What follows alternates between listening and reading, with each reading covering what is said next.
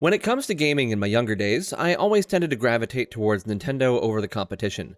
I didn't own any non-Nintendo consoles prior to the PlayStation 2, which, hilariously enough, I bought that specifically because they included Link on the GameCube version of Soul Calibur 2, and I ended up liking that game so much that when Soul Calibur 3 came out, I bought a PS2 specifically to get it. Probably the opposite effect of what Nintendo had hoped that crossover would achieve, but oh well. Even then, I would get far fewer PS2 games than GameCube ones, mostly going for games that truly stood out to me, like We Love Katamari, Shadow of the Colossus, and Musashi Samurai Legend. My general preference also meant that I didn't have a PSP, as the games I most wanted to play were all on the DS. But I had a friend who did, of course, and that was my first exposure to Monster Hunter. From my little time seeing him play it, it really seemed to have a lot of what I looked for in a game back then. And eventually I did buy my own PSP in 2010, and only ever bought one game for it, Final Fantasy VII Crisis Core. Yeah, I never ended up getting that Monster Hunter for myself, and honestly my PSP spent most of its time playing old PS1 games anyway. But around the same time, I did get a demo disc for a Monster Hunter game on the Wii from GameStop, and did in fact try that. And that has been the entirety of my exposure to Monster Hunter up until now. Truth be told, I don't think it's for me, but if they can clean up the PC performance issues for Wilds, I might be giving that a shot in the near future. What I am very familiar with, though, is Digimon Virtual Pets, and what I am talking about today is something I had never even considered a possibility, a crossover between these two franchises. Announced last year and sold primarily as a premium Bandai Japan release, the Digital Monster Color Monster Hunter 20th Edition is the latest Digimon Virtual Pet and is only the second time we've seen non-Digimon characters making an appearance on one, unless you want to count the version 5, but we'll talk more about that in a few weeks. Previously, we got a Metabots Dim for the Vital Bracelet series, which wasn't a separate character series like the other non-Digimon franchises, but an actual crossover complete with new Digimon that combine elements from both series, just like we see with this new device. This isn't an outright new virtual pet, but is an addition to the existing Digital Monster Color series, and so the features are nearly identical to those previously released pets. These devices also follow the example of previous special edition Digimon devices by printing a full design on all sides, with two designs to choose from representing Rathalos and Zinogre from the Monster Hunter series. Between those two monsters, I do like Rathalos more, but I prefer green as a color over red, so I've been running the Zinogre option. Regardless of which one you choose, the gameplay is identical on both, as are the types of monsters you can raise. The device features a colored backlit screen and is recharged via a USB-C port. You can expect to get about a week of playtime off of one charge with normal usage. For those unfamiliar with the premium Bandai release model, these devices were pre-order only, which means that outside of special arrangements for stores that have chosen to import and stock these, they aren't readily available in or outside of Japan. This will make them more difficult to acquire than you might expect, since most options will be purchasing via resellers at this point. The good news is that while the pre-orders initially sold out, Bandai did open up a second and third wave to accommodate demand, which should help with availability, though again, the pre-orders are all closed at this point, so any stock out there is going to be all the stock that there will be after all three waves release. Another thing to keep in mind that there are no localized versions whatsoever. All of these devices are identical in programming and are primarily in Japanese. The good news is that there is very little text, and you can use the guide at digitamahattery.com to get acquainted with all the menu options.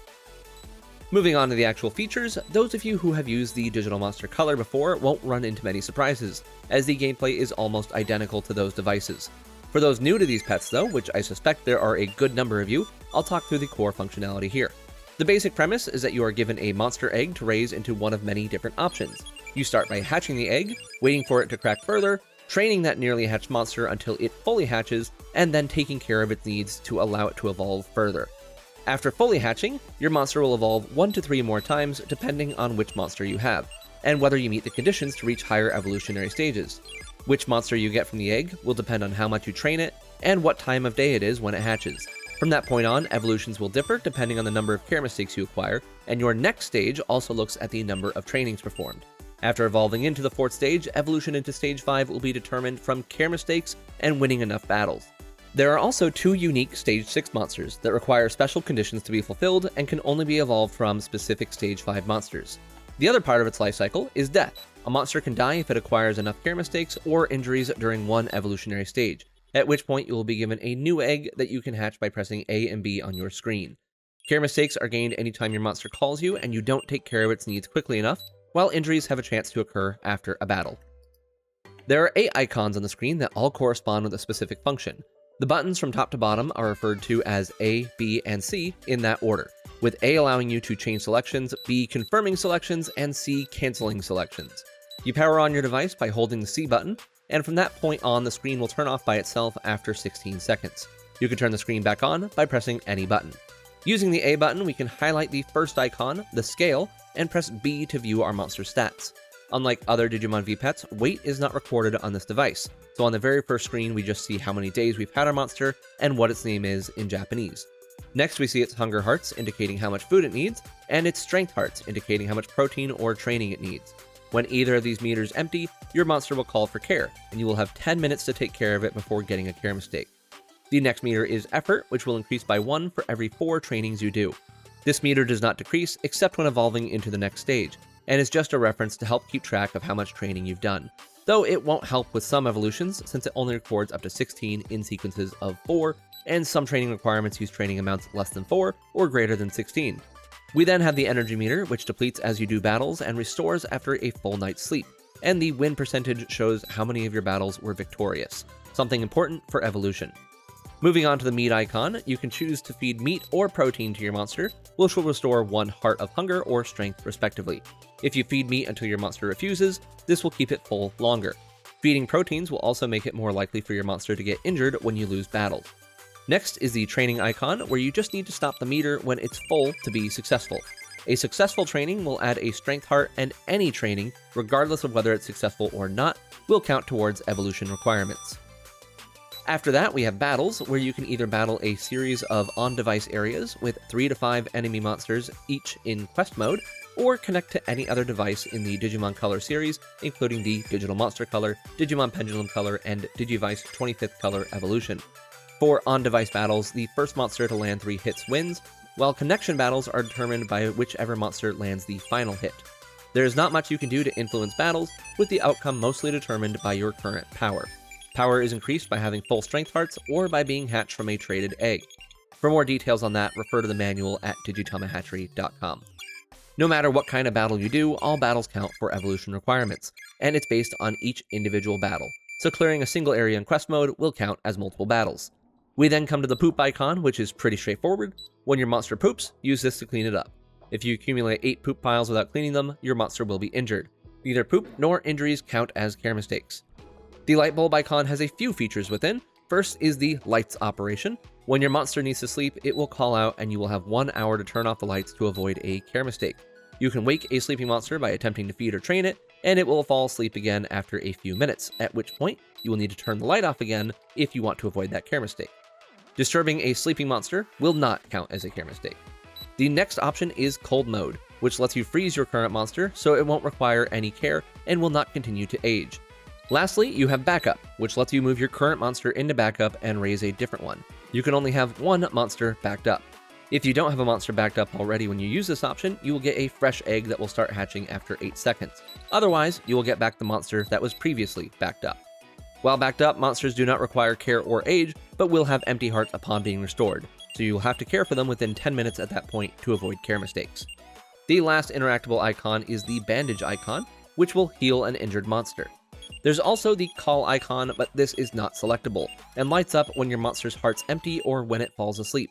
If that icon ever turns off without you having taken action to care for your monster, that is the point at which you get a care mistake, or 2 care mistakes if both hearts emptied at the same time. When you have no icon selected, you can press the B button to show the clock. If you need to change the current time, you can press A and C together to do so. Back on the main screen, you can hold the C button to access the settings menu. Here, you will see your current battery level, which you can use just about any USB-C charger that has a 5-volt output to charge this device. The first setting you see is for backgrounds, which there will only be 1 to start with. Additional backgrounds will be unlocked by evolving into a new family of monster, or by clearing quest mode areas. Below that is brightness, which has 5 levels, and sound, which has 2 levels plus off. You can also mute from the main screen by pressing A and C together while no icons are selected. The last option is power, which will immediately shut down the device. Progress is saved frequently as well as immediately when using this option, so you can always load your data if you ever need to turn it off or if it runs out of juice. You can also power down the device by holding the C button for 10 seconds, but you should normally use the settings menu to do so to ensure a safe save. That's it for functionality, so let's talk about the roster. I won't go into major details here in case there are those that wish to be surprised, but in summary, there are 2 egg stages and then 36 different monsters, split into 8 families. These families are isolated from one another, so if your egg hatches into a monster from the Tigrex family, it won't be able to evolve into anything from the Nargacuga family, for example. Once your monster dies and you get a new egg, then you will have a chance to aim for another family if you so choose. The Rathalos and Zinogre families both have a special crossover Stage 6 Digimon that can be evolved into if you have already raised every other monster in that family. There's no album functionality to keep track of what you've raised, but you can use the checklist feature at digitomahatchery.com to meet that need. Different monsters have different power levels, so keep that in mind when going into battle. One cool thing to note is that while the resolution of this device isn't any different from the other digital monster color devices, they opted to use the full 48x48 sprite size rather than using the enlarged 16x16 sprites that Digimon use. I do like the 16x16 style, but it would have been tough to create appealing sprites of that size for this device, especially when conveying the different subspecies and variants. The sprites look great and really stand out. So what do I think of this device? To be honest, I'm not that impressed, but I also don't think I'm supposed to be. If you're familiar with the Tamagotchi Nano crossover series, they have been pumping out dozens of crossovers for years, but the devices all have basically the same functionality as one another. And that makes it a little boring if you aren't into that specific franchise being used. And that's exactly how I look at this. If you've already used a digital monster color and aren't into Monster Hunter, I'm not going to recommend this, as it's just not for you. This is for Monster Hunter fans who want another way to enjoy the franchise or to show off their love for the series. I know a lot of people who flock to this device aren't the same people buying every Digimon device, so this will be a fresh experience for a lot of you, and I think this is a great device to have that first VPET experience with. If I were a Monster Hunter fan, I think my only real complaint here would be the fact that about half of the monsters included are just deviations of other monsters, complete with nearly identical sprites. I understand why that was done, because from a Monster Hunter perspective, it makes a lot more sense to have Tigrex evolve into Grimclaw Tigrex than to have it evolve into Rathalos. So I can't be too hard on that decision for the sake of allowing better variety with evolutions. But as a Digimon fan, that does sour things a bit for me. Besides that though, I had a lot of great things to say about the digital monster color when it first released, and those things still stand for this device.